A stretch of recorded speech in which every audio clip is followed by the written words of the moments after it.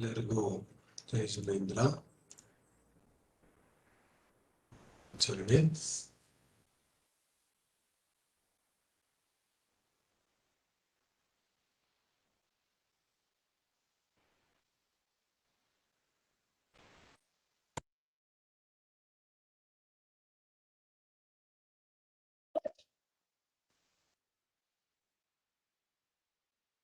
ನಮೋ ಹರಿಹಂತಾಣಂ ನಮೋ ಸಿದ್ಧಾಣಂ ನಮೋ ಐರಿಯಾಣಂ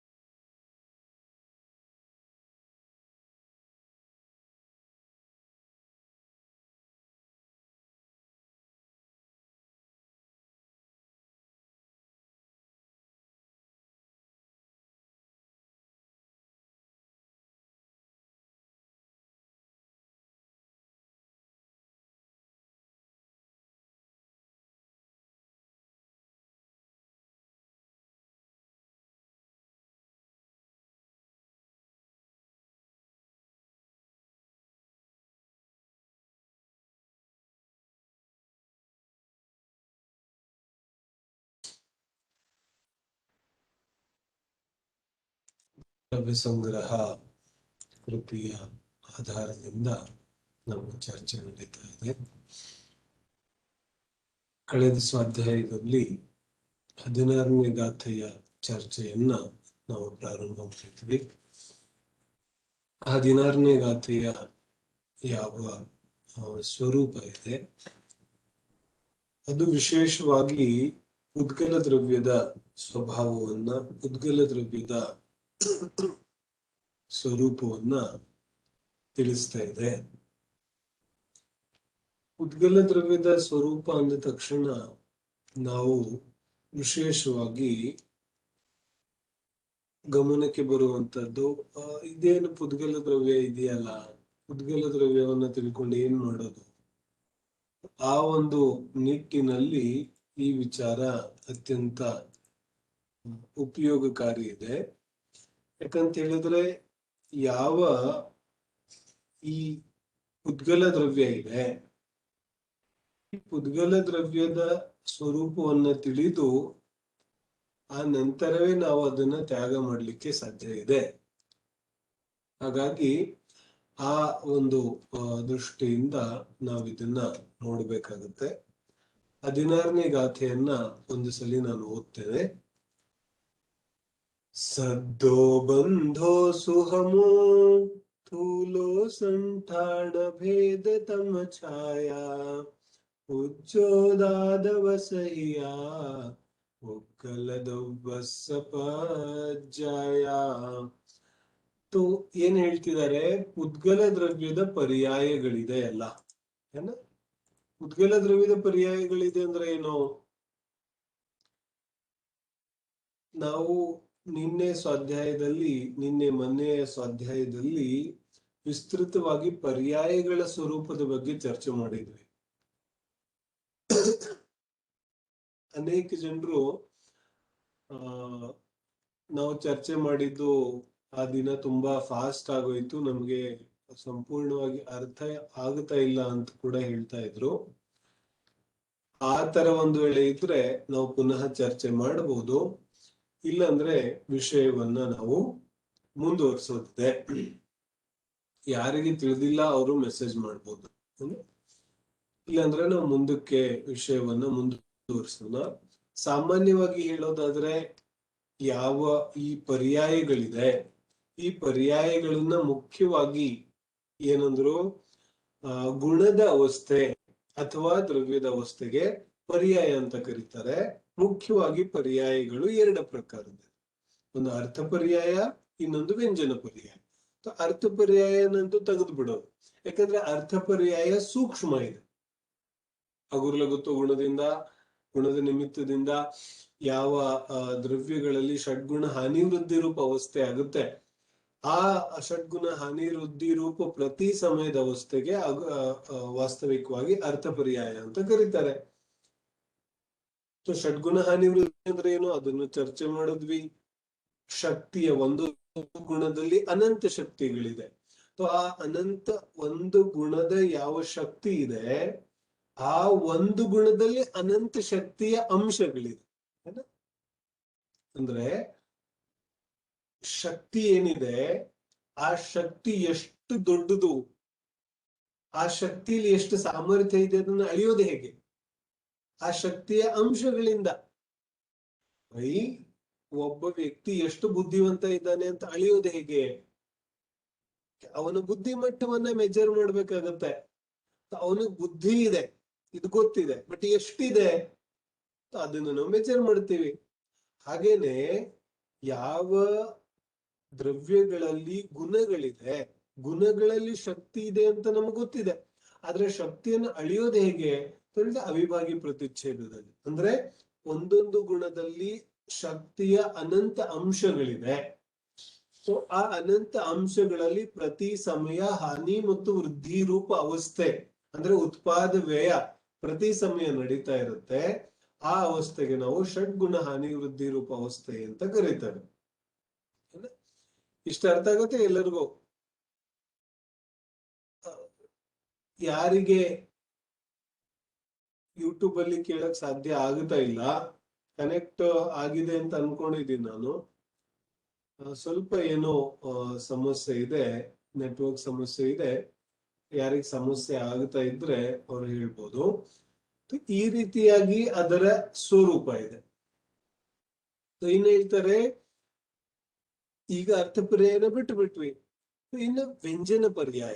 ವ್ಯಂಜನ ಪರ್ಯಾಯದಲ್ಲಿ ಏನ್ ಹೇಳಿದ್ರು, ವ್ಯಂಜನ ಪರ್ಯಾಯ ವಾಸ್ತವಿಕವಾಗಿ ಸ್ಥೂಲ ಪರ್ಯಾಯಗಳಿದೆ. ಅಂದ್ರೆ ಗುಣಗಳ ಯಾವ ಪ್ರಗಟ ರೂಪ ಅವಸ್ಥೆ ಇದೆ, ವ್ಯಕ್ತ ರೂಪ ಅವಸ್ಥೆ ಇದೆ, ಅದಕ್ಕೆ ನಾವು ವ್ಯಂಜನ ಪರ್ಯಾಯ ಅಂತ ಕರಿತೇವೆ. ಈ ವ್ಯಂಜನ ಪರ್ಯಾಯದಲ್ಲಿ ಎರಡು ಭೇದ ಮಾಡ್ತಾರೆ, ಒಂದು ಗುಣವ್ಯಂಜನ ಪರ್ಯಾಯ, ಒಂದು ದ್ರವ್ಯ ವ್ಯಂಜನ ಪರ್ಯಾಯ. ಸಾಮಾನ್ಯವಾಗಿ ಗುಣವ್ಯಂಜನ ಪರ್ಯಾಯ ಅಂದ್ರೆ ಏನು, ಗುಣದ ಸ್ಥೂಲ ಅವಸ್ಥೆಗೆ ಗುಣವ್ಯಂಜನ ಪರ್ಯಾಯ ಅಂತಾರೆ, ಮತ್ತು ಸಮಸ್ತ ಸಂಪೂರ್ಣ ದ್ರವ್ಯದ ಸ್ಥೂಲ ಅವಸ್ಥೆಗೆ ದ್ರವ್ಯ ವ್ಯಂಜನ ಪರ್ಯಾಯ ಅಂತ ಕರೀತಾರೆ. ಅರ್ಥ ಆಗ್ತಿದೆಯೇನು? ಮೊದಲು ಅರ್ಥ ಪರ್ಯಾಯ, ವ್ಯಂಜನ ಪರ್ಯಾಯ. ಅರ್ಥ ಪರ್ಯಾಯ ಬಿಟ್ಟು ಬಿಟ್ಟೆ, ಅವ್ರ ಲಘು ಗುಣದಿಂದ ಷಡ್ಗುಣ ಹಾನಿ ವೃದ್ಧಿ ಆಗುತ್ತೆ, ಅದಕ್ಕೆ ಅರ್ಥ ಪರ್ಯಾಯ. ಸೂಕ್ಷ್ಮ ಪರ್ಯಾಯಗಳಿಗೆ ಅರ್ಥ ಪರ್ಯಾಯ ಅಂದ್ರು, ಸ್ಥೂಲ ಪರ್ಯಾಯಗಳಿಗೆ ವ್ಯಂಜನ ಪರ್ಯಾಯ ಅಂದ್ರು. ಯಾವುದು ಪ್ರಗಟ ಇದೆ, ವ್ಯಕ್ತ ಇದೆ ಅಂತಹ ಸ್ಥೂಲ ಪರ್ಯಾಯಗಳಿಗೆ ವ್ಯಂಜನ ಪರ್ಯಾಯ ಅಂದ್ರು. ವ್ಯಂಜನ ಪರ್ಯಾಯದಲ್ಲಿ ಎರಡು ಭೇದ, ಒಂದು ಗುಣವ್ಯಂಜನ, ಒಂದು ದ್ರವ್ಯ ವ್ಯಂಜನ. ಗುಣದ ಸ್ಥೂಲ ಅವಸ್ಥೆಗೆ ಗುಣವ್ಯಂಜನ ಪರ್ಯಾಯ, ದ್ರವ್ಯದ ಸ್ಥೂಲ ಅವಸ್ಥೆಗೆ ದ್ರವ್ಯ ವ್ಯಂಜನ ಪರ್ಯಾಯ. ಇಷ್ಟ ಅರ್ಥ ಆಗುತ್ತೆ? ಇನ್ನ ಈ ಗುಣವ್ಯಂಜನ ಪರ್ಯಾಯದಲ್ಲೂ ಪುನಃ ಎರಡು ಭೇದ, ದ್ರವ್ಯ ವ್ಯಂಜನ ಪರ್ಯಾಯದಲ್ಲೂ ಪುನಃ ಎರಡು ಭೇದ. ಏನ್ ಎರಡು ಭೇದ ಮಾಡಿದ್ರು, ಒಂದು ಸ್ವಭಾವ ಗುಣವ್ಯಂಜನ ಪರ್ಯಾಯ, ಇನ್ನೊಂದು ವಿಭಾವ ಗುಣವ್ಯಂಜನ ಪರ್ಯಾಯ. ಅದೇ ರೀತಿ ಸ್ವಭಾವ ದ್ರವ್ಯ ವ್ಯಂಜನ ಪರ್ಯಾಯ, ವಿಭಾವ ದ್ರವ್ಯ ವ್ಯಂಜನ ಪರ್ಯಾಯ. ಅರ್ಥ ಆಗ್ತಿದೆ? ಇದರಲ್ಲಿ ವ್ಯತ್ಯಾಸ ಏನು, ಯಾವುದು ಸ್ವಭಾವ ಗುಣ ವ್ಯಂಜನ ಪರ್ಯಾಯ ಇದೆ ಅದು ಪರದ್ರವ್ಯ ಪರಭಾವಗಳ ನಿಮಿತ್ತ ಇಲ್ಲದೆ ಉತ್ಪನ್ನ ಆಗುತ್ತೆ. ಯಾವುದು ವಿಭಾವ ಗುಣ ವ್ಯಂಜನ ಪರ್ಯಾಯ ಇದೆ ಅದು ಪರನಿಮಿತ್ತದಿಂದ ಉತ್ಪನ್ನ ಆಗುತ್ತೆ. ಅದೇ ರೀತಿ ಸ್ವಭಾವ ದ್ರವ್ಯ ವ್ಯಂಜನ ಪರ್ಯಾಯ ಸ್ವದ್ರವ್ಯದಿಂದ ಉತ್ಪನ್ನ ಆಗುತ್ತೆ, ವಿಭಾವ ದ್ರವ್ಯ ವ್ಯಂಜನ ಪರ್ಯಾಯ ಪರದ್ರವ್ಯಗಳ ನಿಮಿತ್ತದಿಂದ ಉತ್ಪನ್ನ ಆಗುತ್ತೆ. ಹೀಗೆ ಇದನ್ನ ಇಷ್ಟ ಅರ್ಥ ಆಗುತ್ತೆ? ಪರ್ಯಾಯದ ಎರಡು ಭೇದ, ಅರ್ಥ ಪರ್ಯಾಯ, ವ್ಯಂಜನ ಪರ್ಯಾಯ. ಅರ್ಥ ಪರ್ಯಾಯವನ್ನು ಬಿಟ್ವಿ, ಅದು ಸೂಕ್ಷ್ಮ ಇದೆ. ಇನ್ನ ವ್ಯಂಜನ ಪರ್ಯಾಯವನ್ನು ಹಿಡ್ಕೊಂಡ್ವಿ. ವ್ಯಂಜನ ಪರ್ಯಾಯ ಅಂದ್ರೆ ಏನು, ವ್ಯಕ್ತವಾದ ಸ್ಥೂಲವಾದ ಪರ್ಯಾಯಗಳಿಗೆ ವ್ಯಂಜನ ಪರ್ಯಾಯ ಅಂತಾರೆ. ವ್ಯಂಜನ ಪರ್ಯಾಯದಲ್ಲಿ ಎರಡು ಭೇದ, ದ್ರವ್ಯ ವ್ಯಂಜನ, ಗುಣವ್ಯಂಜನ. ಗುಣವ್ಯಂಜನ ಯಾವುದು, ಗುಣದ ಅವಸ್ಥೆ, ಗುಣದ ಸ್ಥೂಲ ಅವಸ್ಥೆಗೆ ಗುಣವ್ಯಂಜನ ಅಂತಾರೆ ಪರ್ಯಾಯ, ಮತ್ತು ದ್ರವ್ಯದ ಸ್ಥೂಲ ಅವಸ್ಥೆಗೆ ದ್ರವ್ಯಂಜನ ಪರ್ಯಾಯ ಅಂತಾರೆ. ಇದರಲ್ಲಿ ಪುನಃ ಎರಡೆರಡು ಭೇದಗಳು, ಸ್ವಭಾವ ಮತ್ತು ವಿಭಾವ. ಏನ ಇಷ್ಟ ಅರ್ಥ ಆಗುತ್ತೇನು? ಇಷ್ಟ ಅರ್ಥ ಆದ್ರೆ ನಮಗೆ ಸಾಮಾನ್ಯವಾಗಿ ಪರ್ಯಾಯಗಳ ಸ್ವರೂಪ ಗೊತ್ತಾದಂತೆ. ಇನ್ನ ನಾನು ಕೊನೆಗೆ ಚರ್ಚೆ ನಾವು ಎಲ್ಲಿಂದ ಶುರು ಮಾಡಿದ್ವಿ, ಈ ಗಾಥೆಯಲ್ಲಿ ಯಾವ ಗುಣಗಳ ಪರ್ಯಾಯಗಳ ಚರ್ಚೆ ಮಾಡಿದಾರ ಆಚಾರ್ಯರು, ಆ ಪರ್ಯಾಯಗಳು ವ್ಯಂಜನ ಪರ್ಯಾಯಗಳು, ಅರ್ಥ ಪರ್ಯಾಯಗಳು ಮೊದಲನೇ ವಿಚಾರ. ಇವೆಲ್ಲ ವ್ಯಂಜನ ಪರ್ಯಾಯಗಳು ಅಥವಾ ಅರ್ಥ ಪರ್ಯಾಯಗಳು. ಇದು ಮೊದಲನೇ ವಿಚಾರ. ಒಂದು ವೇಳೆ ನಾವು ವ್ಯಂಜನ ಪರ್ಯಾಯ ಅಂತ ಹೇಳಿದ್ರೆ ಯಾವ ಏನ್ ಹೇಳ್ತಾರೆ ಅರ್ಥ ಪರ್ಯಾಯ ಅಂತ ಹೇಳಿದ್ರೆ ಅದು ಸರಿ ಹೋಗೋದಿಲ್ಲ. ಯಾಕಂದ್ರೆ ಇದು ಸ್ಥೂಲ ಪರ್ಯಾಯ. ಶಬ್ದ, ಬಂಧ ಇವೆಲ್ಲ ನಮ್ ಗಮನಕ್ಕೆ ಬರ್ತಾ ಇದೆಯಲ್ಲ. ಗಾಥೆಯಲ್ಲಿ ಯಾವ ಪರ್ಯಾಯಗಳನ್ನು ಹೇಳಿದರೆ ಇವೆಲ್ಲ ನಮ್ಮ ಗಮನಕ್ಕೆ ಬರ್ತಾ ಇದೆ. ಗಮನಕ್ಕೆ ಬರೋದ್ರಿಂದ ಸ್ಥೂಲ ಪರ್ಯಾಯಗಳಿದೆ. ಸ್ಥೂಲ ಪರ್ಯಾಯಗಳಿರೋದ್ರಿಂದ ಈ ಗಾಥೆಯಲ್ಲಿ ಹೇಳಿರುವಂತಹ ಎಲ್ಲಾ ಪುದ್ಗಲದ ಅವಸ್ಥೆಗಳಿಗೆ ನಾವು ವ್ಯಂಜನ ಪರ್ಯಾಯ ಅಂತೀವಿ. ಇದಕ್ಕೆ ನಾವು ಅರ್ಥ ಪರ್ಯಾಯ ಅಂತ ಕರೆಯೋದಿಲ್ಲ. ಅರ್ಥ ಆಗುತ್ತೆ? ಇವೆಲ್ಲ ಒಂದನ್ನ ಡಿಸೈಡ್ ಆಯ್ತು. ಈಗ ವ್ಯಂಜನ ಪರ್ಯಾಯಗಳಿದೆ. ಇನ್ನು ವ್ಯಂಜನ ಪರ್ಯಾಯಗಳಲ್ಲಿ ಗುಣವ್ಯಂಜನ ಪರ್ಯಾಯನೋ ದ್ರವ್ಯವ್ಯಂಜನ ಪರ್ಯಾಯನೋ ಹೇಳಿದ್ರು ವಾಸ್ತವಿಕವಾಗಿಂತೂ ಇವು ಗುಣವ್ಯಂಜನ ಪರ್ಯಾಯ ಅಲ್ಲ, ದ್ರವ್ಯವ್ಯಂಜನ ಪರ್ಯಾಯಗಳಿದೆ. ಆದ್ರೆ ಉಪಚಾರದಿಂದ ಇವುಗಳಿಗೆ ಗುಣವ್ಯಂಜನ ಪರ್ಯಾಯಗಳಂತಾನೂ ಕರೀತಾರೆ. ಗುಣ ಮತ್ತು ದ್ರವ್ಯ ಪರ್ಯಾಯದಲ್ಲಿ ಏನು ವ್ಯತ್ಯಾಸ ಇದೆ ನಾನು ಈಗಲೇ ಹೇಳಿದೆ. ಗುಣದ ಅವಸ್ಥೆ ಪರ್ಟಿಕ್ಯುಲರ್ ಈಗ ಸ್ಪರ್ಶದ ಯಾವ ಅವಸ್ಥೆಗಳಿದೆ ಆ ಅವಸ್ಥೆಗಳಿಗೆ ನಾವು ಗುಣವ್ಯಂಜನ ಪರ್ಯಾಯ ಅಂತೀವಿ. ಮತ್ತು ಸಂಪೂರ್ಣ ದ್ರವ್ಯದ ಯಾವ ಅವಸ್ಥೆಗಳಿದೆ ಒಟ್ಟಾರೆ ಅದಕ್ಕೆ ದ್ರವ್ಯವ್ಯಂಜನ ಪರ್ಯಾಯ ಅಂತೀವಿ.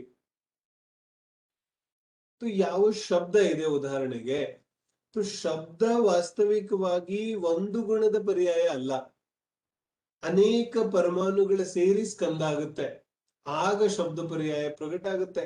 ಹಾಗಾಗಿ ಅದಕ್ಕೇನಂತ ಕರೆದ್ರು ದ್ರವ್ಯವ್ಯಂಜನ ಪರ್ಯಾಯ. ಈ ಗಾಹೆಯಲ್ಲಿ ಹೇಳಿರುವಂತಹ ಯಾವ ಪುದ್ಗಲದ ಪರ್ಯಾಯಗಳಿವೆ ಇವೆಲ್ಲ ದ್ರವ್ಯವ್ಯಂಜನ ಪರ್ಯಾಯಗಳಿದೆ. ಅದರ ಜೊತೆಗೆ ಏನ್ ಹೇಳ್ತಾರೆ ವ್ಯಂಜನ ಪರ್ಯಾಯಗಳಿದೆ, ಅದರಲ್ಲೂ ಕೂಡ ದ್ರವ್ಯವ್ಯಂಜನ ಪರ್ಯಾಯಗಳಿದೆ ಅನ್ನೋದನ್ನ ನಾವು ಸ್ಪಷ್ಟವಾಗಿ ತಿಳಿಬೇಕು. ಏನ ಇಷ್ಟ ಅರ್ಥ ಆಗುತ್ತೆ? ಇನ್ನ ನಾವು ಒಂದೊಂದು ಪರ್ಯಾಯಗಳ ಚರ್ಚೆಯನ್ನ ಮಾಡೋದಿದೆ. ಮೊದಲನೇ ಪರ್ಯಾಯ ಯಾವುದು? ಶಬ್ದ ಪರ್ಯಾಯ. ಸದ್ದು. ಸದ್ದು ಇದೆಯಲ್ಲ, ಸದ್ದು ಅಂದ್ರೆ ಏನು? ಸದ್ದು ಅಂದ್ರೆ ಶಬ್ದ. ಶಬ್ದ ಪರ್ಯಾಯ ಯಾವ್ದಕ್ಕಂತಾರೆ? ಶಬ್ದ ಪರ್ಯಾಯ ಯಾವ್ದಕ್ಕನ್ನೋದು? ಶಬ್ದ ಭಾಷಾ ವರ್ಗಣೆಯ ಸ್ಕಂದಗಳ ಸಂಯೋಗ ವಿಯೋಗದ ಕಾರಣದಿಂದ ಯಾವ ಧ್ವನಿ ರೂಪ ಪರಿಣಮನೆ ಆಗುತ್ತೆ ಅದಕ್ಕೆ ನಾವೇನಂತ ಕರಿತೀವಿ? ಶಬ್ದ. ಅರ್ಥ ಆಗತ್ತೇನು ಏನ್ ಹೇಳ್ತಿದ್ದಾರೆ? ಭಾಷಾ ವರ್ಗಣೆಯ ನಿಮಿತ್ತದಿಂದ, ಯಾಕಂದ್ರೆ ಭಾಷಾ ವರ್ಗನೆಗಳು ಬೇಕು. ಭಾಷಾ ವರ್ಗನೆಗಳ ಸ್ಕಂದಗಳ ಸಂಯೋಗ ಮತ್ತು ವಿಯೋಗ. ಯಾಕಂದ್ರೆ ಈಗ ಭಾಷಾ ವರ್ಗನೆಗಳು ಕೆಲವೊಂದು ಬರುತ್ತೆ, ಕೆಲವೊಂದು ಹೋಗುತ್ತೆ. ಈ ಸಂಯೋಗ ವಿಯೋಗದ ಕಾರಣದಿಂದ ಯಾವ ಧ್ವನಿ ರೂಪ ಪರಿಣಮನೆ ಆಗುತ್ತೆ ಅದಕ್ಕೆ ನಾವೇನಂತ ಕರಿತೀವಿ? ಶಬ್ದ. ಅರ್ಥ ಆಗ್ತಿದೆ? ಶಬ್ದ ಯಾವ್ದಕ್ ಕರೆಯೋದು? ತುಂಬಾ ಜನಕ್ಕೆ ಕನ್ಫ್ಯೂಷನ್ ಆಗತ್ತಲ್ಲ. ಇಲ್ಲ ಮಧ್ಯ ಕೆಲವು ಜನ ಹೇಳ್ತಿದ್ರು ಶಾಸ್ತ್ರಕ್ಕೆ ಪುದ್ಗಲ ಅಂತ ಹೆಂಗ್ ಕರೆಯೋದು, ಏನ ತೀರ್ಥಂಕರರ ದಿವ್ಯ ಧ್ವನಿಗೆ ಪುದ್ಗಲ ಅಂತ ಹೆಂಗ್ ಕರೆಯೋದು? ಶಬ್ದ ಅಂದ್ರೆ ಏನು? ಶಬ್ದ ಅಂದ್ರೆ ಭಾಷಾ ವರ್ಗನೆಗಳ ಸಂಯೋಗ ಮತ್ತು ವಿಯೋಗದ ನಿಮಿತ್ತದಿಂದ ಯಾವ ಧ್ವನಿ ರೂಪ ಪರಿಣಮನೆ ಆಗುತ್ತೆ ಅದಕ್ಕೆ ನಾವೇನಂತ ಕರಿತೀವಿ? ಶಬ್ದ. ಇದ್ರಲ್ಲಿ ಜೀವ ಎಲ್ಲಿದ್ದಾನೆ? ಅರ್ಥ ಆಗ್ತಿದೆ ನಾನು ಏನ್ ಹೇಳ್ತಿದ್ದೀನಿ? ಧ್ವನಿರೂಪ ಯಾವ ಪರಿಣಮನೆ ಆಗಿದೆ ಆ ಧ್ವನಿರೂಪ ಪರಿಣಮನೆ ವಾಸ್ತವಿಕವಾಗಿ ಭಾಷಾ ವರ್ಗನೆಗಳ ಸಂಯೋಗ ವಿಯೋಗದ ನಿಮಿತ್ತದಿಂದ ಆಗಿದೆ. ಅಂದ್ರೆ ಭಾಷಾ ವರ್ಗನೆಗಳ ಸಂಯೋಗ ವಿಯೋಗ ಆಗೋದ್ರಿಂದ ಶಬ್ದ ಉತ್ಪನ್ನ ಆಗಿದೆ. ಅದರಲ್ಲಿ ಜೀವ ಎಲ್ಲಿದ್ದಾನೆ? ಜೀವ ಎಲ್ಲೂ ಇಲ್ಲ. ಹಾಗಾಗಿ ಶಬ್ದಕ್ಕೆ ಏನಂತ ಕರೆದ್ರು? ಪುದ್ಗಲ. ಅರ್ಥ ಆಗ್ತಿದೆ? ಶಬ್ದಕ್ಕೆ ಏನಂತ ಕರೆದ್ರು? ಪುದ್ಗಲ. ಉದಾಹರಣೆಗೆ ಶಬ್ದಗಳನ್ನ ಮುಖ್ಯವಾಗಿ ಜಿನವಾಣಿಯಲ್ಲಿ ಎರಡು ಪ್ರಕಾರದಂತ ಹೇಳಿದ್ರು, ಭಾಷಾತ್ಮಕ ಮತ್ತು ಅಭಾಷಾತ್ಮಕ. ಯಾವ್ದ್ಯಾವ್ದು ಶಬ್ದದ ಎರಡು ಭೇದಗಳು? ಸ್ವಲ್ಪ ಗಮನ ಕೊಡೋದು, ಇದ್ರಲ್ಲಿ ಏನು ಕಠಿಣ ಇಲ್ಲ. ಯಾರಿಗೆ ಕೊನೆಯ ವಿಚಾರ ಕಠಿಣ ಅನ್ನಿಸ್ತಿತ್ತು ಅವರು ಸ್ವಲ್ಪ ಗಮನ ಕೊಡೋದು, ಕಠಿಣ ಏನೂ ಇಲ್ಲ ಇದ್ರಲ್ಲಿ. ಏನಿದೆ ಕಠಿಣ ಇದ್ರಲ್ಲಿ? ಪುದ್ಗಲ ದ್ರವ್ಯದ ಅವಸ್ಥೆಗಳನ್ನು ಹೇಳ್ತಿದ್ದಾರೆ. ಪುದ್ಗಲ ದ್ರವ್ಯದ ಅವಸ್ಥೆಗೆ ಪರ್ಯಾಯ ಅಂತ ಕರೀತಾರೆ, ಆ ಪರ್ಯಾಯಗಳನ್ನ ಭೇದ ಮಾಡ್ತಿದ್ದಾರೆ. ಅರ್ಥ ಮತ್ತು ವ್ಯಂಜನ ಸೂಕ್ಷ್ಮ ಪರ್ಯಾಯಗಳಿಗೆ ಅರ್ಥ ಅಂತ ಕರೀತಾರೆ, ಸ್ಥೂಲ ಪರ್ಯಾಯಗಳಿಗೆ ವ್ಯಂಜನ ಅಂತ ಕರೀತಾರೆ. ಅದರಲ್ಲಿ ಗುಣದ ಪರ್ಯಾಯಗಳಿಗೆ ಗುಣವ್ಯಂಜನ ಅಂತ ಕರೀತಾರೆ, ದ್ರವ್ಯದ ಪರ್ಯಾಯಗಳಿಗೆ ದ್ರವ್ಯ ವ್ಯಂಜನ ಅಂತ ಕರೀತಾರೆ. ಅದರಲ್ಲಿ ಪರಿನಿಮಿತ್ತದಿಂದ ಆದ್ರೆ ಸ್ವಭಾವ ಅಂತ ವಿಭಾವ ಅಂತ ಕರೀತಾರೆ, ಪರಿನಿಮಿತ್ತದಿಂದ ಆಗದೇ ಇದ್ರೆ ಸ್ವಭಾವ ಅಂತ ಕರೀತಾರೆ. ಅಷ್ಟೇ ವಿಚಾರ ಇದೆ. ಅದರಲ್ಲಿ ಈಗ ಶಬ್ದ ಪರ್ಯಾಯ ಇದೆ. ಶಬ್ದ ಪರ್ಯಾಯವನ್ನ ಮುಖ್ಯವಾಗಿ ಎರಡು ಭೇದ ಮಾಡ್ತಾರೆ. ಏನೇನು? ಒಂದು ಭಾಷಾತ್ಮಕ, ಇನ್ನೊಂದು ಅಭಾಷಾತ್ಮಕ. ಭಾಷಾತ್ಮಕ ಅಭಾಷಾತ್ಮಕ ಈ ರೀತಿ ಎರಡು ಭೇದವನ್ನು ಮಾಡ್ತವೆ. ಭಾಷಾತ್ಮಕ ಯಾವುದಕ್ಕಂತ ಕರೆಯೋದು? ತ್ರಸಜೀವಿಗಳ ಯೋಗದ ಕಾರಣದಿಂದ, ಮನೋವಚನಕಾಯದ ಯೋಗ ಆಗುತ್ತಲ್ಲ, ಆ ತ್ರಸಜೀವಿಗಳ ಯೋಗದ ಕಾರಣದಿಂದ ಆಗುವಂತಹ ಯಾವ ಧ್ವನಿ ಇದೆ ಆ ಧ್ವನಿಗೆ ನಾವೇನಂತ ಕರಿತೀವಿ? ಭಾಷಾತ್ಮಕ ಶಬ್ದ ಅಂತ ಕರಿತೀವಿ. ಫಸ್ಟ್ ಏನ್ ಮಾಡಿದ್ವಿ ನಾವು? ಶಬ್ದ ಅಂದ್ರೆ ಏನಂತ ತಿಳಿದ್ವಿ. ಭಾಷಾ ವರ್ಗನೆಗಳ ಸ್ಕಂದಗಳ ನಿಮಿತ್ತದ ಸಂಯೋಗ ವಿಯೋಗದ ನಿಮಿತ್ತದಿಂದ ಧ್ವನಿರೂಪ ಪರಿಣಮನೆ ಆಗುತ್ತೆ, ಅದಕ್ಕೆ ಶಬ್ದ ಅಂತ ಕರೀತೇವೆ. ಈ ರೀತಿಯಾದ ಶಬ್ದ ಮುಖ್ಯವಾಗಿ ಎರಡು ಪ್ರಕಾರದಿದೆ. ಒಂದು ಭಾಷಾತ್ಮಕ, ಇನ್ನೊಂದು ಅಭಾಷಾತ್ಮಕ. ಭಾಷಾತ್ಮಕ ಶಬ್ದ ಯಾವ್ದಕ್ಕೆ ಕರೆಯೋದು ಹೇಳ್ತಾರೆ? ಏಕೇಂದ್ರಿಯ ಜೀವಿಗಳನ್ನ ಬಿಟ್ಟು ಬಿಡೋದು. ಏಕೇಂದ್ರಿಯ ಜೀವಿಗಳಲ್ಲಿ ಭಾಷೆ ಇಲ್ಲ. ಗಮನ ಇಟ್ಟು ಕೇಳೋದು, ಏಕೇಂದ್ರಿಯ ಜೀವಿಗಳಲ್ಲಿ ಭಾಷೆ ಇಲ್ಲ, ಶಬ್ದ ಇದೆ. ಅರ್ಥ ಆಗ್ತಿದೆ? ಭಾಷೆ ಮಾತ್ರ ತ್ರಸಜೀವಿಗಳಲ್ಲಿದೆ. ತ್ರಸಜೀವಿಗಳ ಯೋಗದ ನಿಮಿತ್ತದಿಂದ, ಮನವಚನ ಕಾಯದ ಯೋಗದ ನಿಮಿತ್ತದಿಂದ ಆಗುವಂತಹ ಯಾವ ಧ್ವನಿ ಇದೆ ಅದಕ್ಕೆ ನಾವೇನಂತ ಕರಿತೀವಿ? ಭಾಷಾತ್ಮಕ. ಅರ್ಥ ಆಗ್ತಿದೆ? ರಸಜೀವಿಗಳ ಯೋಗದ ನಿಮಿತ್ತದಿಂದ ಯಾವ ಒಂದು ಅವಸ್ಥೆ, ಧ್ವನಿ ರೂಪ ಅವಸ್ಥೆ ಉಂಟಾಗುತ್ತೆ ಅದಕ್ಕೆ ನಾವು ಭಾಷಾತ್ಮಕ ಶಬ್ದ ಅಂತ ಕರಿತೀವಿ. ಅಭಾಷಾತ್ಮಕ ಶಬ್ದ ಯಾವ್ದಕ್ಕೆ ಕರೆಯೋದು? ಅಭಾಷಾತ್ಮಕ ಶಬ್ದದಲ್ಲಿ ವಚನಗಳಿಲ್ಲ. ಅಂದ್ರೆ ರಸಜೀವಿಗಳು ಯಾವ ರೀತಿಯಾಗಿ ಧ್ವನಿಯನ್ನ ಉಂಟು ಮಾಡ್ತವೆ ಯೋಗದ ನಿಮಿತ್ತದಿಂದ, ಆ ರೀತಿಯಾದ ಧ್ವನಿ ಉತ್ಪನ್ನ ಆಗೋದಿಲ್ಲ, ಅಂದ್ರೆ ವಚನಗಳಾಗೋದಿಲ್ಲ. ಅದಕ್ಕೆ ಅಭಾಷಾತ್ಮಕ ಅಂತ ಕರಿತೀವಿ. ಅಭಾಷಾತ್ಮಕ ಅಂದ್ರೆ ಏನು? ಪರ್ಟಿಕ್ಯುಲರ್ಲಿ ಅಭಾಷೆಯಲ್ಲಿ ನಾ ಮುಂದೆ ಚರ್ಚೆ ಮಾಡ್ತೀನಿ. ಫಸ್ಟ್ ಭಾಷಾತ್ಮಕ ವಿಚಾರವನ್ನು ಚರ್ಚೆ ಮಾಡೋಣ. ಭಾಷಾತ್ಮಕ ಶಬ್ದ ಯಾವ್ದಕ್ಕಂತ ಕರೆದ್ರು, ರಸಜೀವಿಗಳ ಯೋಗದ ನಿಮಿತ್ತದಿಂದ ಯಾವ ಧ್ವನಿ ಉತ್ಪನ್ನ ಆಗುತ್ತೆ ರಸಜೀವಿಗಳಲ್ಲಿ, ಅವುಗಳ ಯೋಗದ ನಿಮಿತ್ತದಿಂದ ಯಾವ ಧ್ವನಿ ಉತ್ಪನ್ನ ಆಗುತ್ತೆ ಅದಕ್ಕೆ ಭಾಷಾತ್ಮಕ ಶಬ್ದ ಅಂತ ಕರೆದ್ರು. ಈ ಭಾಷಾತ್ಮಕ ಶಬ್ದದಲ್ಲಿ ಕೂಡ ಎರಡು ಭೇದ ಮಾಡ್ತಾರೆ. ಒಂದು ಅಕ್ಷರಾತ್ಮಕ, ಇನ್ನೊಂದು ಅನಕ್ಷರಾತ್ಮಕ. ಗಡಿಬಿಡಿ ಮಾಡ್ಕೊಳ್ಳೋದಿಲ್ಲ. ನಾನು ಇವತ್ತು ನಿಧಾನವಾಗಿ ತಗೋತಾ ಇದ್ದೀನಿ. ಕೊನೆಯ ಸ್ವಾಧ್ಯಾಯ ಫಾಸ್ಟ್ ಆಯ್ತು ಅಂತ ಹೇಳಿದ್ರಿಂದ ನಿಧಾನವಾಗಿ ತಗೋತ, ನಿಧಾನವಾಗಿ ಹೋಗೋಣ. ಮೊದಲು ಶಬ್ದ. ಶಬ್ದದಲ್ಲಿ ಎರಡು ಭೇದ, ಭಾಷಾತ್ಮಕ, ಅಭಾಷಾತ್ಮಕ. ಈಗ ಭಾಷಾತ್ಮಕದಲ್ಲಿ ಎರಡು ಭೇದ, ಅಕ್ಷರಾತ್ಮಕ, ಅನಕ್ಷರಾತ್ಮಕ. ಅಕ್ಷರಾತ್ಮಕ, ಅನಕ್ಷರಾತ್ಮಕ. ಅಕ್ಷರಾತ್ಮಕ ಯಾವ್ದಕ್ಕೆ ಅನ್ನೋದು ಹೇಳ್ತಾರೆ? ಅಕ್ಷರಾತ್ಮಕ ಅಂದ್ರೆ ಈ ನಮ್ಮ ಭಾಷೆಗಳಿದೆಯಲ್ಲ, ಕನ್ನಡ, ಇಂಗ್ಲಿಷ್, ಸಂಸ್ಕೃತ್, ಪ್ರಾಕೃತ್, ಅಪಭ್ರಂಶ್, ಮಾಗಧಿ, ಪಾಲಿ, ಹಿಂದಿ, ಉರ್ದು, ತಮಿಳ್, ತೆಲುಗು, ಮರಾಠಿ, ಜರ್ಮನಿ, ಫ್ರಾನ್ಸ್, ಬಂಗಾಲಿ, ಗುಜರಾತಿ, ಏನೇನಿದೆ ಈ ಎಲ್ಲಾ ಭಾಷೆಗಳು, ಈ ಎಲ್ಲಾ ಯಾವ ಭಾಷಾತ್ಮಕ ಒಂದು ಧ್ವನಿಗಳಿದೆ ಇವುಗಳಿಗೆ ನಾವು ಅಕ್ಷರಾತ್ಮಕ ಶಬ್ದ ಅಂತ ಕರಿತೀವಿ. ಅರ್ಥ ಆಗ್ತಿದೆ? ಅಕ್ಷರಾತ್ಮಕ ಶಬ್ದ ಅಂತ ಕರಿತೀವಿ ಇದಕ್ಕೆ. ಅನಕ್ಷರಾತ್ಮಕ ಯಾವ್ದಕ್ ಕರಿತೀವಿ ಹೇಳ್ತಾರೆ? ಎರಡಿಂದ್ರಿಯದಿಂದ ಸನ್ನಿ ಪಂಚೇಂದ್ರಿಯವರೆಗೆ ಅನಕ್ಷರಾತ್ಮಕ ಭಾಷೆ ಎಲ್ಲಾ ಜೀವಿಗಳಿಗೂ ಆಗುತ್ತೆ.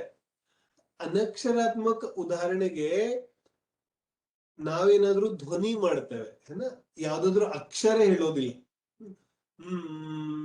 ಅಂತ ಒಂದು ಧ್ವನಿ ಮಾಡಿದ್ವಿ, ಇದಕ್ಕೇನಂದ್ರು ಅನಕ್ಷರಾತ್ಮಕ. ಅರ್ಥ ಆಗ್ತಿದೆ?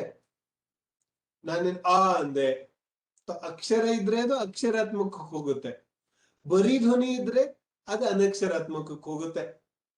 ಈಗ ಸರ್ವಜ್ಞ ಪರಮಾತ್ಮ ಅರ್ಹಂತ ಪರಮೇಷ್ಠಿಯ ಯಾವ ದಿವ್ಯ ಧ್ವನಿ ಇದೆ ಅದಕ್ಕೆ ಅನಕ್ಷರಾತ್ಮಕ ಅಂತ ಹೇಳಿದ್ರು. ಅನಕ್ಷರಾತ್ಮಕ ಅಂತ ಯಾಕೆ ಹೇಳಿದ್ರು? ಅನಕ್ಷರಾತ್ಮಕ ಹೇಳಲಿಕ್ಕೆ ಕಾರಣ ಏನು?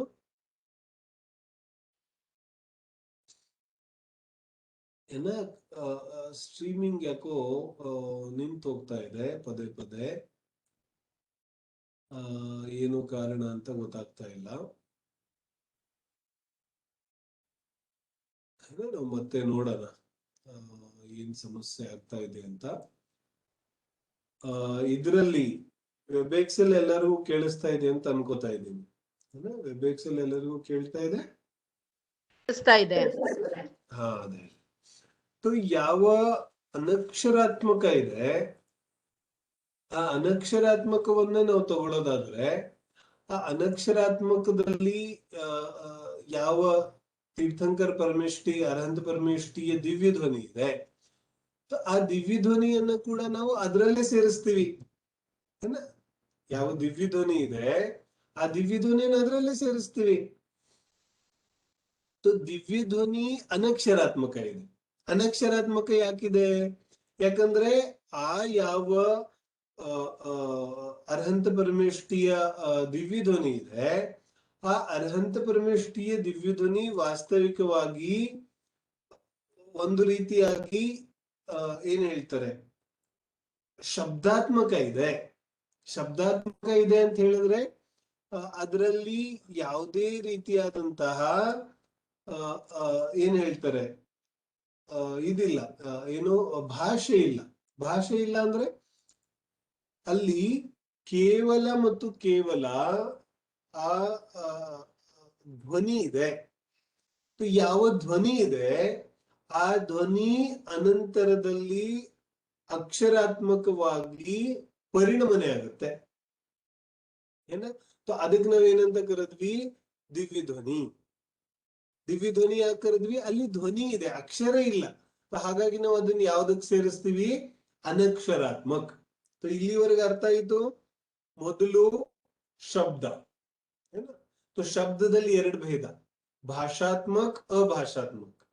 ಭಾಷಾತ್ಮಕದಲ್ಲಿ ಎರಡು ಭೇದ, ಅಕ್ಷರಾತ್ಮಕ್ ಅನಕ್ಷರಾತ್ಮಕ್. ಅಕ್ಷರಾತ್ಮಕ ಅಂತೂ ಬಹುತೇಕವಾಗಿ ಸನ್ನಿ ಪಂಚೇಂದ್ರಿಯ ಜೀವಿಗಳಲ್ಲಿ ಇರುತ್ತೆ, ಹಿಂಗ ನಮಗ ಅನ್ಸುತ್ತೆ. ಆದ್ರೆ ಅಕ್ಷರಾತ್ಮಕ ಎಲ್ಲಾ ತ್ರಸಜೀವಿಗಳಲ್ಲೂ ಇರುತ್ತೆ. ಅದರಲ್ಲಿ ಅನಕ್ಷರಾತ್ಮಕ ಯಾವ್ದಕ್ಕೆ ಅನ್ನೋದು ಹೇಳ್ತಾರೆ, ಅಕ್ಷರವನ್ನ ಬಿಟ್ಟು ಯಾವ ಧ್ವನಿ ಉತ್ಪನ್ನ ಆಗುತ್ತೆ ತ್ರಸಜೀವಿಗಳಲ್ಲಿ ಆ ಧ್ವನಿಗೆ ಅನಕ್ಷರಾತ್ಮಕ ಅಂತ ಕರಿತೀವಿ. ನಮಗೆ ಇಲ್ಲಿ ಪ್ರಶ್ನೆ ಉತ್ಪನ್ನ ಆಗುತ್ತಾ ಇರಬಹುದು, ಈ ಯಾವ ಭಾಷೆ ಇದೆ, ಭಾಷಾತ್ಮಕ ಶಬ್ದಗಳಿದೆ, ಈ ಶಬ್ದಗಳಂತೂ ಜೀವದ್ರವ್ಯದ್ದಿದೆ, ಇವುಗಳಿಗೆ ಪುದ್ಗಲ ಅಂತ ಯಾಕೆ ಕರೀತಾ ಇದ್ದಾರೆ? ಅರ್ಥ ಆಗ್ತಿದೆಯಲ್ಲ? ಯಾವ ಏನ್ ಹೇಳ್ತಾರೆ ದ್ರವ್ಯಗಳಿದೆ ಅಥವಾ ನಾವೇನ್ ಮಾತಾಡ್ತಾ ಇದ್ದೇವೆ, ಇದು ಜೀವ ನಾನ್ ಮಾತಾಡ್ತಾ ಇದ್ದೇನೆ, ನಾನ್ ಮಾತಾಡೋದ್ರಿಂದ ಈ ಶಬ್ದಗಳು ನಂದಿದೆ, ಜೀವ ದ್ರವ್ಯದ್ದಿದೆ ಶಬ್ದಗಳು. ಆದ್ರೆ ಆಚಾರ್ಯ ಏನ್ ಹೇಳ್ತಿದ್ದಾರೆ, ಶಬ್ದಗಳು ಏನ್ ಹೇಳ್ತಾರೆ, ಶಬ್ದಗಳು ಪುದ್ಗಲ ಇದೆ. ಹೆಂಗ ಅರ್ಥ ಮಾಡ್ಕೊಳ್ಳೋದು ಇದನ್ನ? ಆಚಾರ್ಯರು ಏನ್ ಹೇಳ್ತಾರೆ, ವಾಸ್ತವಿಕವಾಗಿ ಭಾಷಾತ್ಮಕ ಶಬ್ದಗಳ ಉತ್ಪತ್ತಿ ಜೀವದ್ರವ್ಯದ ಸಂಯೋಗದಿಂದ ಆಗುತ್ತೆ, ಇದು ನಿಜ. ಆದರೆ ಜೀವದ್ರವ್ಯ ಮೊದಲಿನಿಂದನೂ ಶಬ್ದ ಇತ್ಯಾದಿ ಪಂಚೇಂದ್ರಿಯ ವಿಷಯಗಳ ರಾಗದ ವಶದಿಂದ ಸುಸ್ವರ ಅಥವಾ ದುಸ್ವರ ಪ್ರಕೃತಿಯ ಬಂಧ ಮಾಡ್ಕೊಂಡಿದ್ದ. ಆ ಬಂಧದ ನಿಮಿತ್ತದಿಂದ ಈ ಶಬ್ದಾತ್ಮಕ ಒಂದು ಪರಿಣಮನೆ ಆಗುತ್ತಾ ಇದೆ. ಆದ್ರೂ ನಿಶ್ಚಯದಿಂದಂತೂ ಭಾಷಾವರ್ಗಣ ಎಂಬ ಯಾವ ಪುದ್ಗಲ ಸ್ಕಂದಗಳ ಪರಿಣಮನೆ ಇದೆ, ಆ ಪರಿಣಮನೆಯಿಂದನೇ ಈ ಭಾಷಾತ್ಮಕ ಶಬ್ದ ಪುದ್ಗಲ ದ್ರವ್ಯದ ಪರ್ಯಾಯಗಳಂತ ನಾವು ಹೇಳಬಹುದು. ಅರ್ಥ ಆಗ್ತಿದೆಯೇನು? ಜೀವ ದ್ರವ್ಯದ ಸಂಯೋಗದಿಂದನೇ ಶಬ್ದಗಳು ಉತ್ಪನ್ನ ಆಗುತ್ತಾ ಇದೆ. ಆದ್ರೆ ಶಬ್ದಗಳು ಯಾಕೆ ಉತ್ಪನ್ನ ಆಗ್ತಾ ಇದೆ ಹೇಳಿದ್ರು, ವ್ಯವಹಾರನೆಯಿಂದ ನಾವು ಕಾರಣವನ್ನು ಹುಡುಕಿದ್ರು ಹಿಂದೆ ಜೀವ ಪಂಚೇಂದ್ರಿಯ ವಿಷಯಗಳ ಭೋಗದಲ್ಲಿ ಮಗ್ನನಾಗಿದ್ದರಿಂದ ಯಾವ ಸುಸ್ವರ ಅಥವಾ ದುಸ್ವರ ಕರ್ಮ ಪ್ರಕೃತಿಗಳ ಬಂಧ ಆಗಿದೆ, ಆ ಕರ್ಮ ಪ್ರಕೃತಿಗಳ ಉದಯದಿಂದ ಶಬ್ದಗಳು ಉತ್ಪತ್ತಿ ಆಗ್ತಾ ಇದೆ. ಸುಸ್ವರ ಕರ್ಮ ಪ್ರಕೃತಿಯ ಉತ್ಪತ್ತಿ ಇದ್ರೆ, ಉದಯ ಇದ್ರೆ ಸುಂದರವಾದ ಶಬ್ದಗಳು, ಮಧುರವಾದ ಶಬ್ದಗಳು ಉತ್ಪನ್ನ ಆಗ್ತಿದೆ. ದುಸ್ವರವಾದ ಪ್ರಕೃತಿಯ ಉದಯ ಇದ್ರೆ ಕರ್ಕಶವಾದಂತಹ ಶಬ್ದಗಳು ಉತ್ಪನ್ನ ಆಗುತ್ತಿದೆ. ಇದು ವ್ಯವಹಾರ ಕಾರಣ. ನಿಶ್ಚಯದಿಂದ ನೋಡಿದ್ರೆ ಆ ಯಾವ ಭಾಷಾ ವರ್ಗನೆಗಳಿದೆ, ಹಿಂದೆ ನಾನು ಚರ್ಚೆ ಮಾಡಿದ್ದು ವರ್ಗನೆಗಳಂದ್ರೆ ಏನು ಅಂತ. ಆ ಭಾಷಾ ವರ್ಗನೆಗಳು ಅನ್ನುವಂತಹ ಒಂದು ಕ್ಯಾಟಗರಿ ರೂಪ ಪರಮಾಣುಗಳಿದೆ. ಆ ಭಾಷಾ ವರ್ಗನೆಗಳು ಪರಸ್ಪರ ಸಂಯೋಗ ಅಥವಾ ವಿಯೋಗ ಆಗೋದ್ರಿಂದ, ಭಾಷಾ ವರ್ಗನೆಗಳೆಂಬ ಪರಮಾಣುಗಳ ಸಂಯೋಗ ವಿಯೋಗದಿಂದ ಯಾವ ಸ್ಕಂದರೂಪ ಪರಿಣಮನೆ ಆಗುತ್ತಿದೆ. ಯಾರ ಪರಿಣಮನೆ ಆಗ್ತಿದೆ? ಸ್ಕಂದರೂಪ ಪರಿಣಮನೆ ಆಗ್ತಿದೆಯಲ್ಲ, ಅದು ಯಾರ ಪರಿಣಮನೆ ಆಗ್ತಿದೆ ಹೇಳ್ತಾರೆ? ಸ್ಕಂದರೂಪ ಪರಿಣಮನೆ ಅಂತೂ ಆ ಭಾಷಾ ವರ್ಗನೆಗಳದ್ದು ಅಥವಾ ಆ ಪುದ್ಗಲ ಪರಮಾಣುಗಳದ್ದಾಗ್ತಾ ಇದೆ. ಅರ್ಥ ಆಗ್ತಿದೆಯಲ್ಲ? ಮತ್ ಭಾಷಾ ವರ್ಗನೆಗಳದ್ದು ಪುದ್ಗಲ ಪರಮಾಣುಗಳ ಒಂದು ಪರಿಣಮನೆ ಆಗ್ತಾ ಇದೆ ಅಂದ ಮೇಲೆ ಅವುಗಳ ಕರ್ತೃನು ಕೂಡ ಪುದ್ಗಲ ಪರಮಾಣುಗಳೇ ಇದೆ. ಅರ್ಥ ಆಗ್ತಿದೆಯೇನು? ಇದಕ್ಕೆ ಪುದ್ಗಲ ಯಾಕೆ ಕರೀತಾರೆ? ಇದ್ರಲ್ಲಿ ಜೀವ ಎಲ್ಲಿದೆ? ವ್ಯವಹಾರದಿಂದ ನೋಡಿದ್ರು ಪುದ್ಗಲ ಕರ್ಮದ ಉದಯ ಇದೆ. ನಿಶ್ಚಯನಯದಿಂದ ನೋಡಿದ್ರು ಅಲ್ಲಿ ಪರಮಾಣುಗಳ ಬಂಧ ವಿಚ್ಯುತಿಯಾಗಿ ಶಬ್ದರೂಪ ಪರಿಣಮನೆ ಆಗ್ತಿದೆ. ಯಾವ ಧ್ವನಿರೂಪ ಪರಿಣಮನೆ ಆಗ್ತಿದೆ ಅದು ಜೀವ ಎಲ್ಲ ಆಗ್ತಿದ್ದಾನೆ. ಧ್ವನಿರೂಪ ಪರಿಣಮನೆ ಅಂತೂ ಪರಮಾಣುಗಳದ್ದಾಗ್ತಾ ಇದೆ. ಅರ್ಥ ಆಗುತ್ತಲ್ಲ? ಧ್ವನಿರೂಪ ಪರಿಣಮನೆ ಪರಮಾಣುಗಳದ್ದಾಗ್ತಾ ಇದೆ ಅಂದ ಮೇಲೆ ಪರಮಾಣುಗಳೇ ವಾಸ್ತವಿಕವಾಗಿ ಇದಾಗಬೇಕು, ಅವುಗಳ ಕರ್ತೃ ಆಗಬೇಕು. ಹಾಗಾಗಿ ಈ ಶಬ್ದಗಳಿಗೆ ಆಚಾರ್ಯರು ಪುದ್ಗಲ ದ್ರವ್ಯ ಅಂತ ಕರೀತಾರೆ. ಇವುಗಳ ಯಾವ ವರ್ತಮಾನ ಪರ್ಯಾಯದ ಸಮಯ, ಈಗ ಉದಾಹರಣೆಗೆ ಶಬ್ದ ಉತ್ಪನ್ನ ಹೇಗಾಗುತ್ತೆ ನಾವು ವಿಚಾರ ಮಾಡಿದ್ರೆ, ಜಿನ್ವಾನಿ ಏನ್ ಹೇಳುತ್ತೆ? ಮೊದಲು ಜೀವ ದ್ರವ್ಯದಲ್ಲಿ ಇಚ್ಛೆ, ಆಸೆ ಉತ್ಪನ್ನ ಆಗುತ್ತೆ. ಅಂದ್ರೆ ಸ್ವಲ್ಪ ಗಮನ ಕೊಟ್ಟು ಕೇಳೋದು, ಶಬ್ದಗಳ ಉತ್ಪತ್ತಿ ಹೇಗಾಗತ್ತೆ ಅಂತ. ಮೊದ್ಲೇನಾಗತ್ತೆ? ಜೀವ ದ್ರವ್ಯದಲ್ಲಿ ಆಸೆ ಉತ್ಪನ್ನ ಆಗುತ್ತೆ. ಏನ್ ಆಸೆ ಉತ್ಪನ್ನ ಆಗುತ್ತೆ? ನಾನು ಮಾತಾಡಬೇಕು ಅಂತ ಇಚ್ಛೆ, ಆಸೆ ಉತ್ಪನ್ನ ಆಗುತ್ತೆ. ಮೊದಲನೇ ಸ್ಟೆಪ್ ಏನು? ಜೀವ ದ್ರವ್ಯದಲ್ಲಿ ನಾನು ಮಾತಾಡಬೇಕು ಅಂತ ಆಸೆ ಉತ್ಪನ್ನ ಆಗುತ್ತೆ. ಈ ಆಸೆ ಉತ್ಪನ್ನ ಆದ್ಮೇಲೆ ಏನಾಗುತ್ತೆ? ಈ ಆಸೆಯ ನಿಮಿತ್ತದಿಂದ ಆತ್ಮನ ಪ್ರದೇಶಗಳ ಯೋಗ, ಅಂದ್ರೆ ಆತ್ಮನ ಪ್ರದೇಶಗಳಲ್ಲಿ ಚಂಚಲತೆ ಅಥವಾ ಆತ್ಮನ ಪ್ರದೇಶಗಳಲ್ಲಿ ಯೋಗ ಉತ್ಪನ್ನ ಆಗುತ್ತೆ. ಅರ್ಥ ಆಗುತ್ತೆ? ಆ ಯೋಗದ ನಿಮಿತ್ತದಿಂದ, ಯಾಕಂದ್ರೆ ಎಲ್ಲಿ ಆತ್ಮ ಪ್ರದೇಶಗಳಿದೆ ಅದೇ ಜಾಗದಲ್ಲಿ ಶರೀರ ಇದೆ, ಏಕಕ್ಷೇತ್ರಾವಗಾಹ. ಆ ಯೋಗದ ನಿಮಿತ್ತದಿಂದ ಆ ಆತ್ಮ ಪ್ರದೇಶಗಳ ಜಾಗದಲ್ಲೇ ಇದ್ದಂತಹ ಯಾವ ಶರೀರ ಇದೆ ಆ ಶರೀರದ ವಾತ ಪ್ರಾರಂಭ ಆಗುತ್ತೆ. ವಾತ ಅಂದ್ರೆ ವಾಯು. ಅರ್ಥ ಆಗ್ತಿದೆ? ಅಂದ್ರೆ ಯಾವ ಜಾಗದಲ್ಲಿ ಆತ್ಮ ಪ್ರದೇಶಗಳಿದೆ ಅದೇ ಜಾಗದಲ್ಲಿ ಶರೀರ ಇದೆ. ಯಾವಾಗ ಆತ್ಮ ಪ್ರದೇಶಗಳಲ್ಲಿ ಕಂಪನ ಉಂಟಾಗುತ್ತೆ, ಆ ಕಂಪನದ ನಿಮಿತ್ತದಿಂದ ಶರೀರದಲ್ಲಿ ವಾಯು ಪ್ರವಾಹ ಆಗುತ್ತೆ, ವಾಯು ಪ್ರವಾಹಿತ ಆಗುತ್ತೆ. ಈ ಶರೀರ ವಾಯುವಿನ ಪ್ರವಾಹದ ಒಂದು ನಿಮಿತ್ತದಿಂದ ನಮ್ಮ ತುಟಿಗಳು, ನಾಲಿಗೆ, ಕಂಠ ಇತ್ಯಾದಿಗಳ ಒಂದು ಏನಾಗುತ್ತೆ? ಕಂಪನ ಆಗುತ್ತೆ.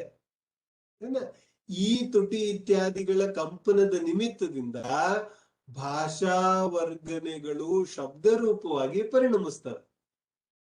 ಅರ್ಥ ಆಗತ್ತೇನೋ ಏನ್ ಹೇಳಿದ್ರು? ಶಬ್ದಗಳ ಉತ್ಪತ್ತಿ ಹೇಗಾಗುತ್ತೆ?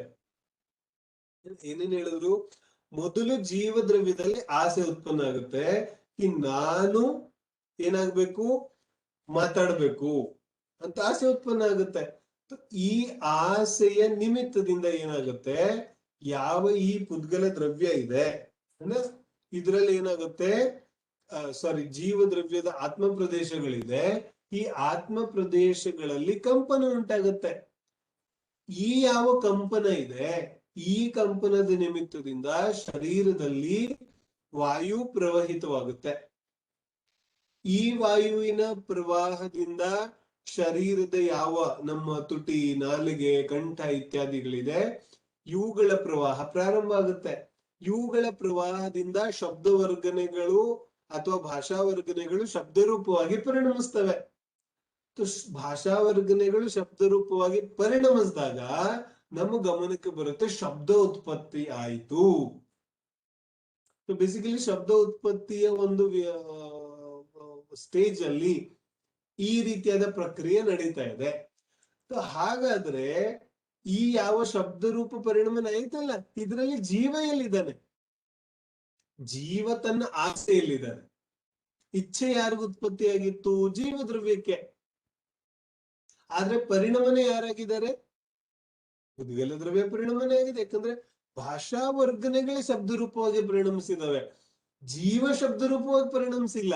ಜೀವ ಇದ್ದಾನೆ, ಹಂಗೆ ಇದ್ದಾನೆ. ಬಟ್ ಏನ, ಆತ್ಮ ಮತ್ತು ಶರೀರ ಎರಡು ಒಂದೇ ಜಾಗದಲ್ಲಿದ್ದಾರೆ.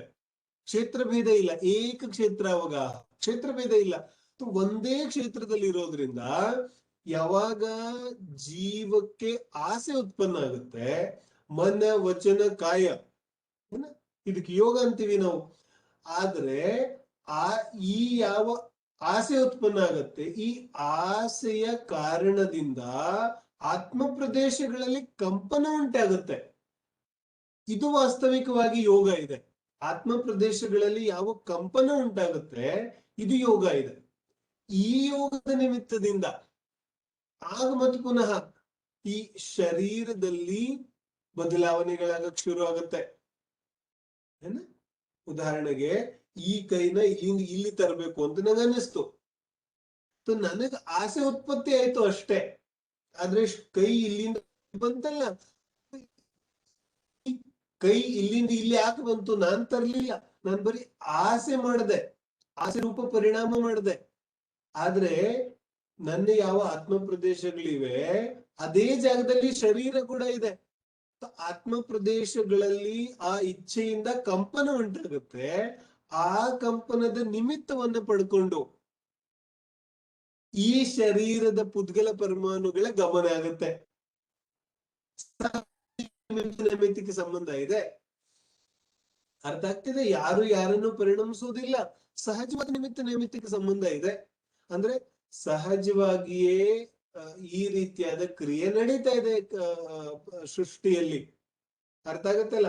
ಹೀಗಾಗಿ ಯಾವ ಭಾಷಾವರ್ಗನೆಗಳೇ ಶಬ್ದರೂಪ ಪರಿಣಮನೆ ಆಯ್ತು, ಭಾಷಾವರ್ಗನೆಗಳು ಪುದ್ಗಲ ಮತ್ತು ಶಬ್ದರೂಪ ಪರಿಣಮನೆ ಕೂಡ ಪುದ್ಗಲ.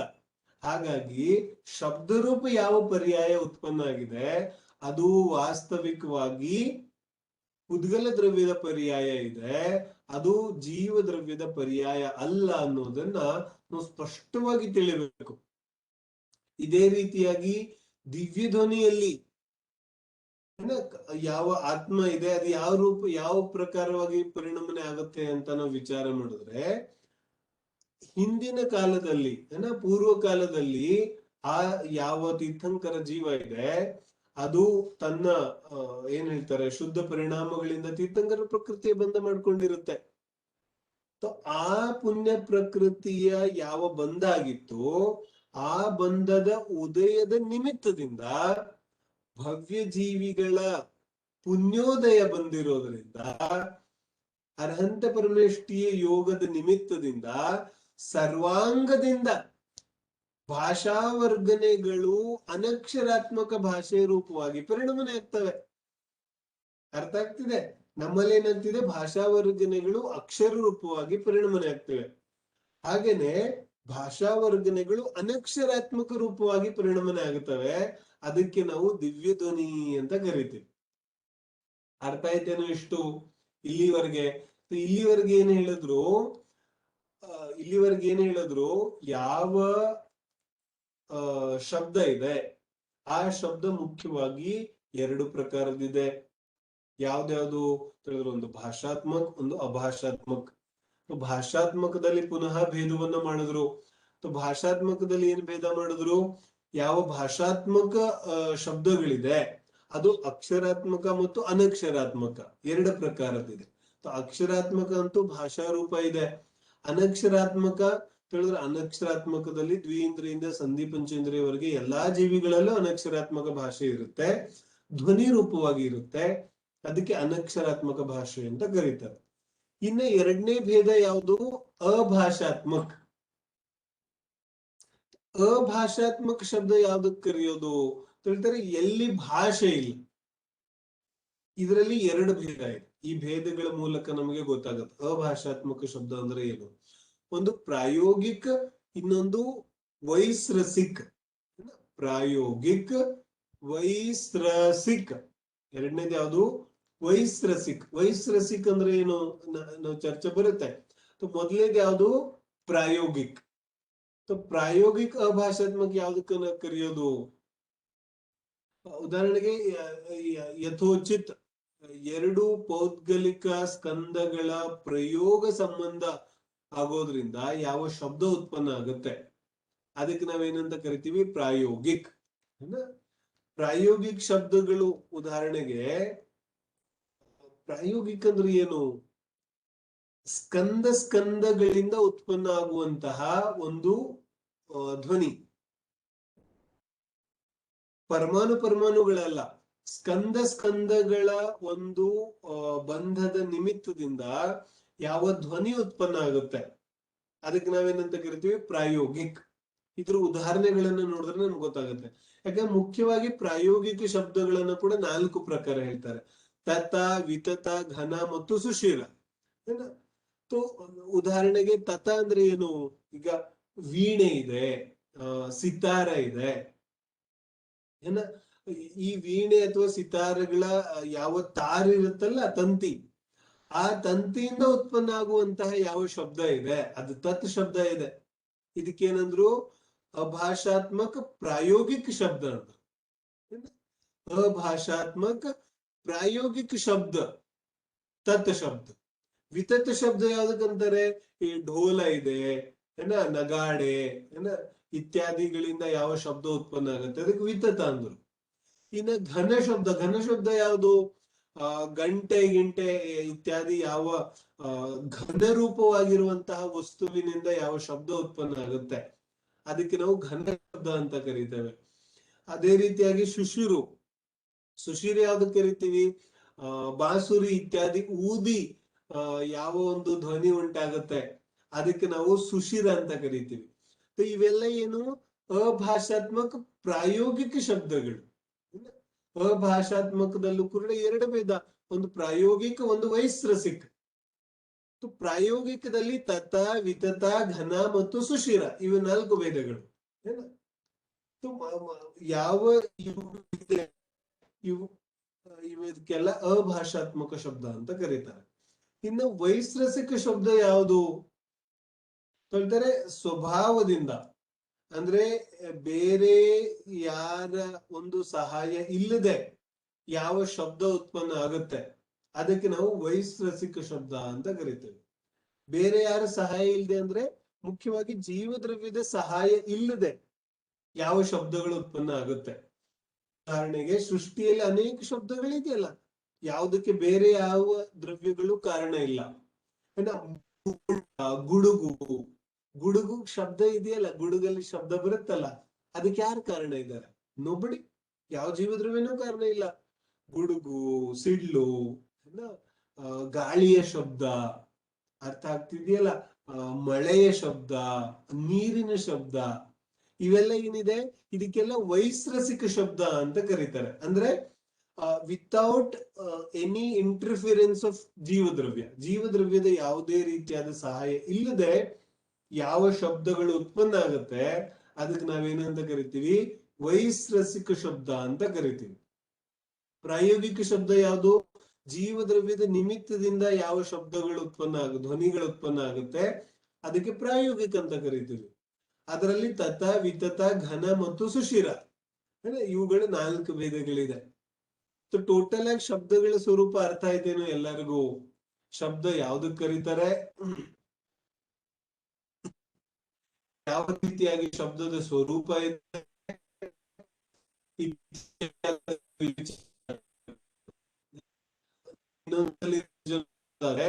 ಎಲ್ಲಿಂದ ನಾವು ಮಾಡ್ತೀವಿ? ಶಬ್ದ. ಶಬ್ದ ಅಂದ್ರೆ ಏನು? ಯಾವ ಸ್ಕಂದಗಳಿದೆ, ಆ ಸ್ಕಂದಗಳ ಸಂಯೋಗ ವಿಯೋಗದ ಕಾರಣದಿಂದ ಉತ್ಪನ್ನ ಶಬ್ದ ಅಂತ ಕರೀತೀವಿ. ಶಬ್ದ 2 ಭೇದ, ಭಾಷಾತ್ಮಕ, ಇನ್ನೊಂದು ಅಭಾಷಾತ್ಮಕ. ಭಾಷಾತ್ಮಕದಲ್ಲಿ 2 ಭೇದ. ಭಾಷಾತ್ಮಕ ಯಾವ್ದನ್ನ ಕರೆದ್ರು? ರಸಜೀವಿಗಳ ಯೋಗದ ನಿಮಿತ್ತದಿಂದ ಯಾವ ಧ್ವನಿ ಉತ್ಪನ್ನ ಆಗುತ್ತೆ ಅದು ಭಾಷಾತ್ಮಕ ಇದೆ. ಈಗ ಭಾಷಾತ್ಮಕದಲ್ಲಿ 2 ಭೇದ, ಒಂದು ಅಕ್ಷರಾತ್ಮಕ, ಒಂದು ಅನಕ್ಷರಾತ್ಮಕ. ಅಕ್ಷರಾತ್ಮಕ ಅಂತೂ ಯಾವ ನಮ್ಮ ಭಾಷೆ ಇದೆ. ಅಕ್ಷರಾತ್ಮಕ ಯಾವುದು ಹೇಳ್ತಾರೆ? ಅಕ್ಷರ ಇಲ್ಲದೆ ಇರುವಂತಹ ಭಾಷೆ, ಶಬ್ದ. ಅಕ್ಷರ ಇಲ್ಲದೆ ಇರುವಂತಹ ಶಬ್ದ ಅಂದ್ರೆ ಧ್ವನಿ ಇದೆ, ಅಕ್ಷರ ಇಲ್ಲ, ಅದಕ್ಕೆ ಏನಂತ ಕರಿತೀವಿ? ಅನಕ್ಷರಾತ್ಮಕ. 2 ಭೇದ ಆಯ್ತು.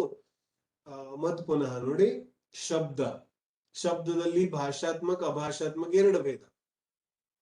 ಭಾಷಾ ಅಕ್ಷರಾತ್ಮಕ, ಅನಕ್ಷರಾತ್ಮಕ. ಅಭಾಷಾತ್ಮಕದಲ್ಲಿ 4 ಭೇದ, ತತ, ವಿತತ, ಘನ ಮತ್ತು ಸುಶಿರ. ಅರ್ಥ ಆಗತ್ತೆ? ಇಷ್ಟೇ ಇದೆ, ಇದ್ರಲ್ಲಿ ಏನು ಕಠಿಣ ಇಲ್ಲ. ಯಾವ ಅಭಾಷಾತ್ಮಕ ಶಬ್ದ ಇದೆ, ಅಭಾಷಾತ್ಮಕ ಶಬ್ದದಲ್ಲಿ ಕೇವಲ ಧ್ವನಿಗಳಿದೆ.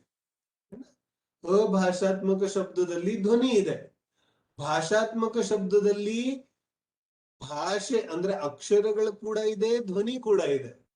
ಬಟ್ ಅಭಾಷಾತ್ಮಕ ಧ್ವನಿ ಮತ್ತು ಭಾಷಾತ್ಮಕ ಧ್ವನಿಯಲ್ಲಿ ಏನು ವ್ಯತ್ಯಾಸ ಇದೆ ಅಂತ ಕೇಳಿದ್ರೆ, ಅಭಾಷಾತ್ಮಕ ಧ್ವನಿಯಲ್ಲಿ ಕೇವಲ ಧ್ವನಿ ಇದೆ, ಧ್ವನಿಯ ಯಾವ ಅರ್ಥ ಇಲ್ಲ. ಆದ್ರೆ ಭಾಷಾತ್ಮಕ ಯಾವ ಧ್ವನಿಗಳಿದೆ, ಆ ಧ್ವನಿ ಇದೆ, ಆ ಧ್ವನಿಗೆ ಒಂದು ಮೀನಿಂಗ್ ಕೂಡ ಇದೆ. ಅದು ಅದಕ್ಕೆ ನಾವೇನಂತೀವಿ? ಭಾಷಾತ್ಮಕ. ಭಾಷಾತ್ಮಕ ಧ್ವನಿ, ಯಾಕಂದ್ರೆ ಧ್ವನಿಯಲ್ಲಿ ಕೂಡ ಅರ್ಥ ಇದೆಯಲ್ಲ, ಧ್ವನಿಯಲ್ಲಿ ಕೂಡ ಅರ್ಥ ಇದೆ. ಭಾಷಾತ್ಮಕದಲ್ಲಿ ಯಾವ ಅನಕ್ಷರಾತ್ಮಕ ಇದೆ, ಯಾಕಂದ್ರೆ ಕನ್ಫ್ಯೂಷನ್ ಆಗುತ್ತಲ್ಲ ನಮ್ಗೆ. ಭಾಷಾತ್ಮಕ ಶಬ್ದದಲ್ಲಿ 2 ಭೇದ, ಒಂದು ಅಕ್ಷರಾತ್ಮಕ, ಇನ್ನೊಂದು ಅನಕ್ಷರಾತ್ಮಕ. ಭಾಷಾತ್ಮಕದಲ್ಲಿ ಅಕ್ಷರಾತ್ಮಕ ಗೊತ್ತಾಗುತ್ತೆ, ಅನಕ್ಷರಾತ್ಮಕ ಯಾಕೆ ತಗೊಂಡ್ರು? ಅನಕ್ಷರಾತ್ಮಕದಲ್ಲಿ ಧ್ವನಿ ಇದೆ, ಇದೆ. ಅಭಾಷಾತ್ಮಕದಲ್ಲಿ ಸ್ಥಾವರ ಜೀವಿಗಳ ಧ್ವನಿ ಇದೆ. ಅರ್ಥ ಆಗ್ತಿದೆ? ಅಭಾಷಾತ್ಮಕ ಯಾವ ಧ್ವನಿಗಳಿದೆ ಅದರಲ್ಲಿ ಸ್ಥಾವರ ಜೀವಿಗಳ ಧ್ವನಿ ಇದೆ, ತ್ರಸಜೀವಿಗಳ ಧ್ವನಿ ಇಲ್ಲ. ಮೊದಲನೇ ವ್ಯತ್ಯಾಸ. ಎರಡನೇ ವ್ಯತ್ಯಾಸ ಏನು? ಭಾಷಾತ್ಮಕ ಯಾವ ಅನಕ್ಷರಾತ್ಮಕ ಶಬ್ದ ಇದೆ ಅದಕ್ಕೆ ಅರ್ಥ ಇದೆ ಬಹುತೇಕವಾಗಿ, ಆದ್ರೆ ಅಭಾಷಾತ್ಮಕ ಯಾವ ಶಬ್ದಗಳಿದೆ ಅದಕ್ಕೆ ಮುಖ್ಯವಾಗಿ ಏನು ಅರ್ಥ ಇಲ್ಲ. ತ್ರಸಜೀವಿಗಳಲ್ಲಿ ಅಭಾಷಾತ್ಮಕ ಇಲ್ಲ, ಸ್ಥಾವರ ಜೀವಿಗಳ ಯಾವ ಶಬ್ದ ಇದೆ ಅದಕ್ಕೆ ನಾವು ಅಭಾಷಾತ್ಮಕ ಶಬ್ದ ಅಂತ ಕರಿತೇವೆ. ಅದರಲ್ಲಿ ಪ್ರಾಯೋಗಿಕ ಮತ್ತು ವೈಶೇಷಿಕ 2 ಭೇದ. ಆ ಪ್ರಾಯೋಗಿಕದಲ್ಲಿ 2 ಭೇದ, ತತ್ ವಿತತ್ 4 ಭೇದ, ತತ್ ವಿತತ್ ಘನ ಮತ್ತು ಸುಶಿರ. ಸೊ ಈ ರೀತಿಯಾಗಿ ನಾವು ಶಬ್ದಗಳ ಒಂದು ಯಾವ ಉದ್ಗಲ ದ್ರವ್ಯದ ಪರ್ಯಾಯಗಳಿದೆ ಅವುಗಳನ್ನ ತಿಳಿಬೇಕಾಗುತ್ತೆ. ಇಷ್ಟು ಎಲ್ಲರಿಗೂ ಅರ್ಥ ಆಯ್ತು ಅಂತ ನಾನು ಅನ್ಕೋತೇನೆ. ಇನ್ನೊಂದು ಸಲ ನಾನು ಹೇಳ್ತೇನೆ, ಸಮಯ ಆಗಿದೆ, ನಾವು ಇಲ್ಲೇ ಮುಗಿಸೋಣ. ಶಬ್ದದಲ್ಲಿ 2 ಭೇದ, ಒಂದು ಭಾಷಾತ್ಮಕ, ಅಭಾಷಾತ್ಮಕ. ಭಾಷಾತ್ಮಕದಲ್ಲಿ 2 ಭೇದ, ಅಕ್ಷರಾತ್ಮಕ, ಅನಕ್ಷರಾತ್ಮಕ. ಅಭಾಷಾತ್ಮಕದಲ್ಲಿ 2 ಭೇದ, ಯಾವ್ದ್ಯಾವ್ದು? ಪ್ರಾಯೋಗಿಕ ಮತ್ತು ವೈಶ್ರಸಿಕ. ಪ್ರಾಯೋಗಿಕದಲ್ಲಿ 4 ಭೇದ, ತತ್ ವಿತತ್ ಘನ ಮತ್ತು ಸುಶಿರ. ಇಷ್ಟು ಶಬ್ದದ ಯಾವ ಪರ್ಯಾಯ ಇದೆ, ಆ ಪರ್ಯಾಯದಲ್ಲಿ ಇಷ್ಟೆಲ್ಲಾ ಪರ್ಯಾಯಗಳಿದೆ. ಅರ್ಥ ಆಗ್ತಿದೆ? ಅಂದ್ರೆ ಒಂದು ಯಾವ ಶಬ್ದ, ಅದಕ್ಕೋಸ್ಕರ ಇದಕ್ಕೇನಂದ್ರು ದ್ರವ್ಯ ವ್ಯಂಜನ ಪರ್ಯಾಯ ಅಂತ ಕರೆದ್ರು, ಗುಣವ್ಯಂಜನ ಪರ್ಯಾಯ ಅಂತ ಕರೀಲಿಲ್ಲ. ಯಾಕಂದ್ರೆ ಇಷ್ಟೆಲ್ಲಾ ಪರಮಾಣುಗಳು ಸೇರಿ ಒಂದು ಯಾವ ಅವಸ್ಥೆ ಇದೆ, ಅದು ಸ್ಕಂಧದ ಅವಸ್ಥೆ ಇದೆ. ಯಾವ ಸ್ಕಂದದ ಅವಸ್ಥೆ ಇದೆ ಅದಕ್ಕೆ ನಾವು ದ್ರವ್ಯದ ಅವಸ್ಥೆ ಅಂತ ಕರಿತೀವಿ, ಅದಕ್ಕೆ ಗುಣದ ಅವಸ್ಥೆ ಅಂತ ಕರೆಯೋದಿಲ್ಲ.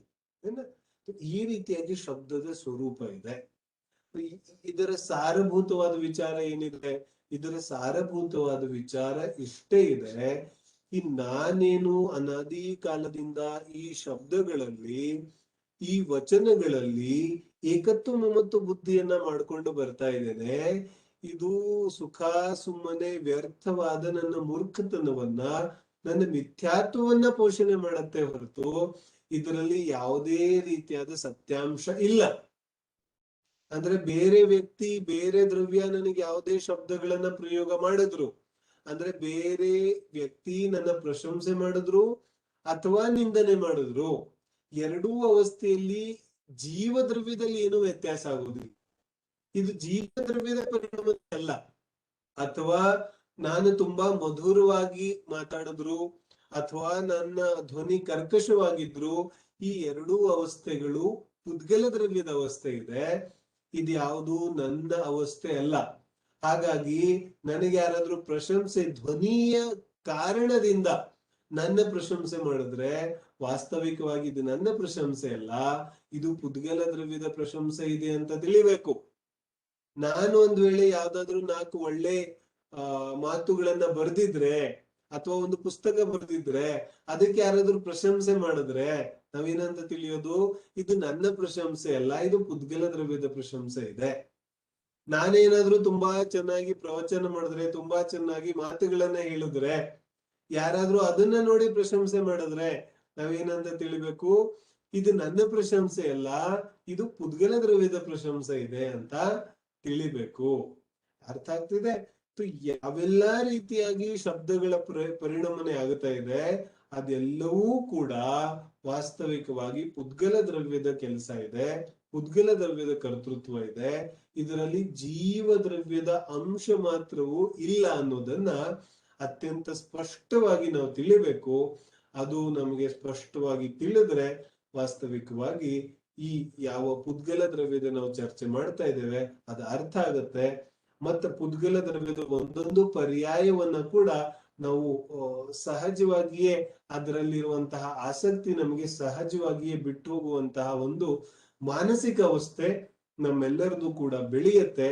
ಅದು ಬೆಳೀಲಿ ಅನ್ನೋ ಭಾವನೆಯಿಂದ ಎಲ್ಲರಿಗೆ ಅರ್ಥ ಆಗ್ತಿದೆಯಲ್ಲ. ನಾ ಮೊದಲನೇ ಈ ಅಧ್ಯಾಯದ ಮೊದಲಲ್ಲಿ ಏನ್ ಹೇಳಿದೆ, ಪುದ್ಗಲ ದ್ರವ್ಯ ತುಂಬಾ ಚೆನ್ನಾಗಿ ಅರ್ಥ ಆದ್ರೆ ಸಹಜವಾಗಿ ತನ್ನಿಂದ ತಾನೇ ಪುದ್ಗಲ ದ್ರವ್ಯ ಬಿಟ್ಟು ಹೋಗುತ್ತೆ. ನಾವು ಬಿಡೋದ್ ಬೇಕಾಗಿಲ್ಲ. ನಾವು ಚರ್ಚೆ ಮಾಡಿದ ತಕ್ಷಣನೇ ನಮ್ಗೆ ಅನುಭವಕ್ಕೆ ಬರ್ತಾ ಇದೆಯಲ್ಲ, ಎಲ್ಲರಿಗೂ ಬರ್ತಾ ಇದೆ ಅಂತ ನಾನಂತರೂ ಭಾವಿಸ್ತಾ ಇದ್ದೇನೆ. ಯಾಕಂದ್ರೆ ಶಬ್ದದ ಈ ವಿಸ್ತೃತ ಸ್ವರೂಪವನ್ನ ತಿಳಿದಾಗ ನಮ್ಗೇನ್ ಗೊತ್ತಾಗ್ತಾ ಇದೆ, ಅರೆ ಈ ಶಬ್ದದಲ್ಲಿ ಆದಿ ಮಧ್ಯ ಅಂತ ಎಲ್ಲೂ ಕೂಡ ನಂದೇನು ಹಸ್ತಕ್ಷೇಪನೇ ಇಲ್ಲ, ಈ ಶಬ್ದದಲ್ಲಿ ನಾನೇನು ಮಾಡಂಗೇ ಇಲ್ಲ, ಮತ್ ಸುಖ ಸುಮ್ಮನೆ ನಾನು ಇದ್ರಲ್ಲಿ ಅಹಂಕಾರ ಏಕತ್ವ ಮಾಡ್ತಾ ಇದ್ದೀನಿ ಅನ್ನೋದು ಗೊತ್ತಾಯ್ತಲ್ಲ. ಈ ರೀತಿ ಗೊತ್ತಾಗಿ ಅದರಲ್ಲಿ ಶ್ರದ್ಧೆ ಆದ್ರೆ ಸಹಜವಾಗಿಯೇ ಯಾವ ಶಬ್ದರೂಪ ಪರಿಣಾಮ ಇದೆ ಅದರಲ್ಲಿ ನಮ್ಮ ಆಸಕ್ತಿ ಕಡಿಮೆ ಆಗುತ್ತೆ. ನಮ್ಮ ಆತ್ಮನ ಕಡೆಗೆ ಆಸಕ್ತಿ ಸಹಜವಾಗಿಯೇ ಏನ್ ಹೇಳ್ತಾರೆ ಸರಿ ಹೋಗುತ್ತೆ. ಆ ರೀತಿಯಾಗಿ ಆಗ್ಲಿ ಅನ್ನೋ ಭಾವನೆಯಿಂದ ಇವತ್ತಿನ ನಮ್ಮ ಸ್ವಾಧ್ಯಾಯವನ್ನ ನಾವು ಇಲ್ಲಿಗೆ ವಿರಾಮ ಮಾಡೋದಿದೆ. ಜಿನ್ವಾನಿ ಸ್ತುತಿ.